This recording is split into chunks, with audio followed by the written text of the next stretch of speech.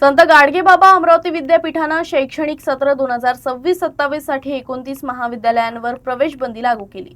आवश्यक प्राध्यापकांची भरती न केल्यानं विद्यापीठानं हा कठोर निर्णय घेतला असून व्यवस्थापन परिषदेनेही त्याला मंजुरी दिली आहे। ऐन प्रवेश प्रक्रियेच्या काळात झालेल्या या निर्णयामुळे संबंधित महाविद्यालयांवर मोठा परिणाम होणार आहे।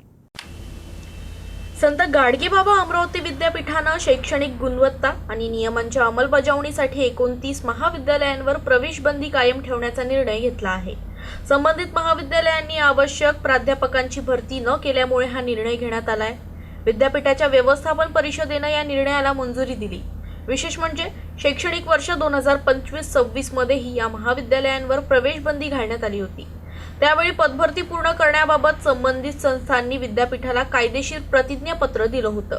मात्र प्रतिज्ञापत्र देऊनही आवश्यक पदभरती करण्यात आली नसल्यानं आणि नियमांचे पालन न केल्यामुळे विद्यापीठानं सत्र 2026-27 मध्ये ही प्रवेश बंदी कायम ठेवण्याचा निर्णय घेतला।